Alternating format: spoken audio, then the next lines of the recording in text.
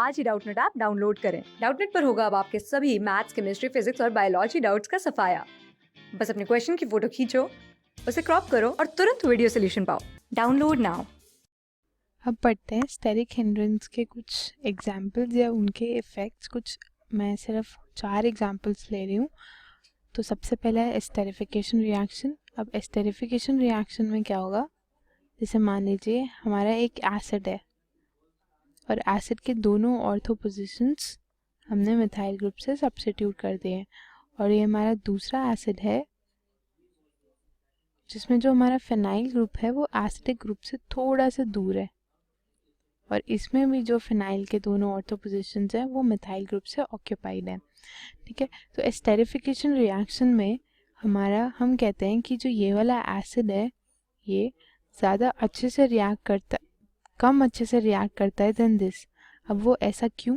क्योंकि इस रिएक्शन में जो CH3 और COH के बीच की स्टेरिक हिंड्रेंस है, यानी कि इतना यहाँ बिल्कुल भी जगह नहीं रह जाती कि नया ग्रुप आए और इस COH के साथ रिएक्ट कर जाए, इतना हिंड्रेंस रहता है यहाँ पर इस केस में जो हमारा COH है वो इतना दूर है अपने फिनाइल रिंग या ये जो बल्कि सब्स्टिट्यूएंट है उससे, कि जो नया ग्रुप आ सकता है एस्टर बनाने के लिए, यानी कि जो हमारा अल्कोहल है वो आगे आराम से COH के साथ रिएक्ट करके जा सकता है। तो एस्टेरिफिकेशन रिएक्शन में इस वाले मॉलिक्यूल का रेट ज़्यादा होता है इससे। क्यों? क्योंकि इस वाले मॉलिक्यूल में स्टेरिक हिंड्रेंस है। ठीक है, अब पढ़ते हैं नेक्स्ट एग्जाम्पल, वो है इलेक्ट्रोफिलिक सब्स्टिट्यूशन रिएक्शन। अब इलेक्ट्रोफिलिक सब्स्टिट्यूशन रिएक्शन के आप देख ले, हम मॉलिक्यूल ले लेते हैं और इसमें है टर्शियरी ब्यूटाइल ग्रुप लगा हुआ है। अब टर्शियरी ब्यूटाइल ग्रुप को आप अगर एक्सपैंड करके लिखोगे अच्छे से तो आपको पता चलेगा कि कितनी हिंड्रेंस है, CH3 CH3 और CH3।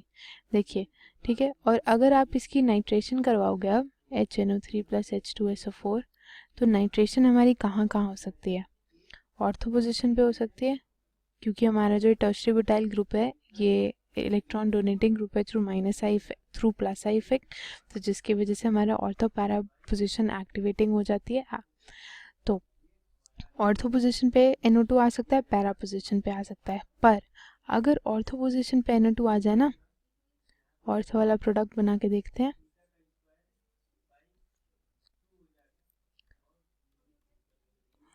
अगर यहाँ पर NO2 आ जाए ना तो इनके बीच की इतनी स्टेरिक हिंड्रेंस, यानी कि इनके बीच की टकरार इतनी ज़्यादा हो जाती है कि जिसकी वजह से ना ये बिल्कुल भी स्टेबल नहीं रह पाता है। अब आप खुद सोचो, ठीक है, आपको सोने जा रहे हो हैं और साथ में 4 जन और सो जाएं आपके साथ एक ही छोटे से बेड पे, तो कितनी दिक्कत होगी। वैसे ही इस NO2 और इस टर्शियरी ब्यूटाइल ग्रुप में इतनी दिक्कतें हो जाती है कि ये बिल्कुल ही अनस्टेबल सा मॉलिक्यूल रह जाता है ना। तो जो हमारा मेजर प्रोडक्ट बनता है इस केस में वो बनता है पैरा प्रोडक्ट। NO2 सीधा दूर जाके लगता है कि भाई मैंने पास में नहीं रहना, मैं दूर ही ठीक हूँ। तो ये हमारा इस केस में मेजर प्रोडक्ट होता है। तो अगर आपको सिर्फ पैरा प्रोडक्ट मेजर चाहिए तो आप क्या कर सकते हो कि इसको यहाँ पर जो मेन ग्रुप है उसमें बल्कीनेस बढ़ा दो, ठीक है, और उसके बाद अगर आप नाइट्रेशन या कुछ भी इलेक्ट्रोफिलिक सब्स्टिट्यूशन रिएक्शंस करवाओगे तो हमारा जो पैरा प्रोडक्ट मिलेगा वो हमें मेजर मिलेगा। तो एस्टेरिफिकेशन कर लिया, इलेक्ट्रोफिलिक सब्स्टिट्यूशन रिएक्शन हो गया। अब देखते हैं न्यूक्लियोफिलिक एडिशन रिएक्शंस में कैसे स्टेरिक हिंड्रेंस का रोल होता है। तो देखिए, न्यूक्लियोफाइल किस पे ऐड करता है? हमारे एल्डिहाइड या कीटोन पे। मेन रिएक्शंस तो हम इसी में ही पढ़ेंगे, ठीक है। तो जो हमारा एल्डिहाइड होता है उसमें एक R ग्रुप होता है और एक H ग्रुप होता है, और जो हमारा कीटोन होता है उसमें दोनों के दोनों R ग्रुप्स होते हैं। अब क्या होता है, न्यूक्लियोफाइल को आना होता है इस इलेक्ट्रोफिलिक कार्बन के पास, ठीक है। न्यूक्लियोफाइल अपने इलेक्ट्रॉन्स लेके आता है और इस इलेक्ट्रोफिलिक कार्बन पे अटैक करता है। इस केस में भी न्यूक्लियोफाइल अपने इलेक्ट्रॉन्स लेके आया और इस इलेक्ट्रोफिलिक कार्बन पे अटैक किया। अब न्यूक्लियोफाइल को आना है, ठीक है, तो रास्ते में अगर उसको जगह नहीं मिलेगी तो वो इस कार्बन के पास आने में उसको दिक्कत हो जाएगी। तो जितने बड़े बड़े R ग्रुप्स होंगे उतनी ज़्यादा दिक्कत होगी न्यूक्लियोफाइल को इस इलेक्ट्रोफिलिक कार्बन के पास आने में। पर इस केस में देखिए, एल्डिहाइड के केस में देख लीजिए, एक तो R है पर दूसरा क्या, एक छोटा सा H है, ठीक है। तो कंपैरेटिवली जो मर्जी कह लो, यहाँ कोई भी R ग्रुप लगा लो, पर H तो उस R ग्रुप से हमेशा छोटा ही रहेगा। तो एल्डिहाइड के केस में न्यूक्लियोफाइल को इस इलेक्ट्रोफिलिक कार्बन के पास आने में ज़्यादा आसानी होगी। तो हमारा न्यूक्लियोफिलिक एडिशन रिएक्शन जो होता है वो एल्डिहाइड के केस में, मतलब न्यूक्लियोफिलिक एडिशन रिएक्शंस का जो रेट होता है वो हमारे एल्डिहाइड्स के केस में ज़्यादा होता है than in case of ketones. और हमारा लास्ट एप्लीकेशन हम देखेंगे अब स्टेरिक इनहिबिशन ऑफ रेजोनेंस में।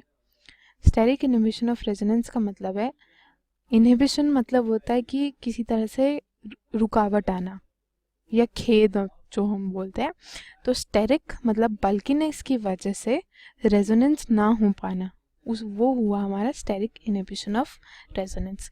जैसे हम कंसिडर करते हैं इन दो फिनॉल्स को, OH, ठीक है, NO2, CH3 और CH3, ठीक है। और जो दूसरा फिनॉल है उसमें OH और जो CH3 जो ग्रुप्स लगे हैं वो ऑर्थो पोजीशन पे लगे हैं, मेटा पे नहीं है। अब इन दो फिनॉल्स की एसिडिटी को अगर हम कंपेयर करें तो हमें पता चलता है कि ये वाला जो फिनॉल है वो ज़्यादा एसिडिक है, जो सेकंड फिनॉल है वो ज़्यादा एसिडिक है फर्स्ट से। अब ऐसा क्यों? क्योंकि इस CH3 और इस NO2 के बीच में स्टेरिक हिंड्रेंस होती है, मतलब टकरार होती है, जिसकी वजह से NO2 कहता है कि मैं बेंजीन के प्लेन में नहीं रहूँगा, मैं बेंजीन से परपेंडिकुलर प्लेन में चला जाऊँगा। और अगर NO2 बेंजीन से परपेंडिकुलर प्लेन में चला गया तो हमारा रेजोनेंस पॉसिबल नहीं हो पाएगा, क्योंकि हमें पता है रेजोनेंस की एक इम्पॉर्टेंट कंडीशन थी कि जितने भी एटम्स होने चाहिए वो एक सेम प्लेन में चले होने चाहिए जो भी रेजोनेंस में आएंगे। पर NO2 तो अब परपेंडिकुलर प्लेन में चला गया तो रेजोनेंस तो अब हो नहीं पाएगी, ठीक है। अब रेजोनेंस नहीं हो पाएगी, उसकी वजह से क्या होगा? उसकी वजह से जब ये H+ देगा और O- बनाएगा तो ये एनायन स्टेबल नहीं हो पाएगा। NO2 ग्रुप्स तो इस एनायन को स्टेबल करता है ना, तो अगर वो स्टेबल नहीं हो पाएगा तो इसकी एसिडिटी इसकी कंपैरिजन में, सेकंड के कंपैरिजन में कम हो जाएगी। अब वो कम कैसे होगी कि जो हमारा OH और ये जो CH3 ग्रुप्स है ना, ये इतने छोटे हैं कि इनमें स्टेरिक हिंड्रेंस नहीं दिखती है, ठीक है। और NO2 को तो क्या ही है, वो तो प्लेन में रह ही सकता है, उसके पास तो और कोई ग्रुप है नहीं जो उसे प्लेन से बाहर निकाले। तो NO2 प्लेन में रहता है, ये सारे ग्रुप्स भी प्लेन में रहते हैं। और इस केस में जब ये OH अपना नेगेटिव चार्ज एक्वायर करता है H+ देने के बाद, तो वो आराम से रेजोनेंस में जा सकता है और NO2 भी उस नेगेटिव चार्ज को, जब नेगेटिव चार्ज रेजोनेटिंग स्ट्रक्चर में यहाँ पर आएगा तो NO2 उसको रेजोनेंस के थ्रू स्टेबलाइज कर देता है, जिसकी वजह से हम कहते हैं कि जो हमारा सेकेंड फिनॉल है उसकी एसिडिटी ज़्यादा होती है दैन फर्स्ट। तो इसका मेन रीज़न क्या हुआ? इसका मेन रीज़न रहा कि इन तीनों के बीच में स्टेरिक हिंड्रेंस की वजह से हमारा स्टेरिक इनहिबिशन ऑफ रेजोनेंस हुआ, जिसकी वजह से हमारा कॉन्जुगेट एनायन जो बना वो हम स्टेबलाइज नहीं हो पाया। तो ये थे कुछ एग्जाम्पल्स स्टेरिक हिंड्रेंस के। अब नेक्स्ट वीडियो में हम अपना नया इफेक्ट पढ़ना शुरू करेंगे जो कि है हाइपर कॉन्जुगेशन। क्लास 6 से 12 से लेके नीट, IIT, JEE मेंस और एडवांस के लेवल तक 10 मिलियन से ज्यादा स्टूडेंट्स का भरोसा। आज ही डाउनलोड करें डाउटनेट ऐप या व्हाट्सएप कीजिए अपने डाउट्स 8400 400 400 पर।